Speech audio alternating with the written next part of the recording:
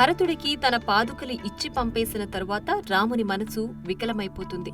చిత్రకూటంలో ఉండటానికి ఇష్టపడలేదు. అంతేకాక అరణ్యంలో రాక్షసుల వలన ప్రజలు మునులు భయపడుతున్నట్లు తెలుసుకుంటాడు. అలా అరణ్య ప్రయాణం చేస్తుండగా సీతారామ లక్ష్మణులు అత్రి మహర్షి ఆశ్రమాన్ని దర్శించుకుంటారు.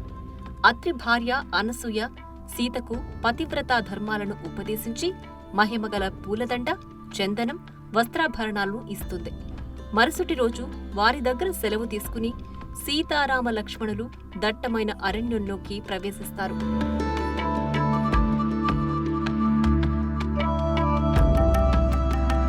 దండకారణ్యంలో ముందుకు సాగుతున్న సీతారామ లక్ష్మణులకు ఒక మునిపల్లెలో ఋషులు మంగళ ఆశీర్వచనాలు చేసి సత్కరిస్తారు.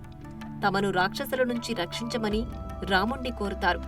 అయితే ఆ రాత్రికి అక్కడ విశ్రమించి ఉదయాన్నే వారి ప్రయాణం కొనసాగిస్తూ ఒక భయంకరమైన కీకారణ్యంలోకి ప్రవేశిస్తారు. అక్కడ వారికి భారీ శరీరంతో వికృతంగా ఉన్న విరాధుడనే రాక్షసుడు ఎదురుపడతాడు.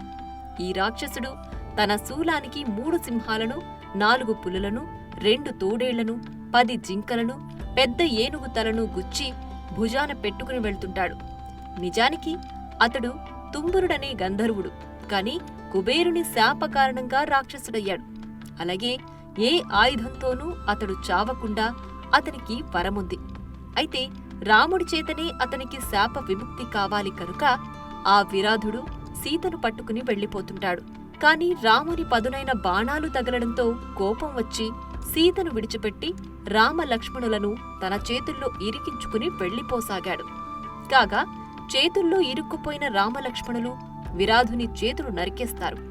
దానితో శాప విముక్తి కలిగిన విరాధుడు మారెవరో తెలుసుకుని రాముణ్ణి శరభంగ మహర్షి ఆశ్రమానికి వెళ్లమని చెబుతాడు. ఏనుగు పట్టేటంత గోతిని తీసి విరాధుని దేహాన్ని పూడ్చిపెట్టి శరభంగ మహర్షి ఆశ్రమం వైపు కదులుతారు.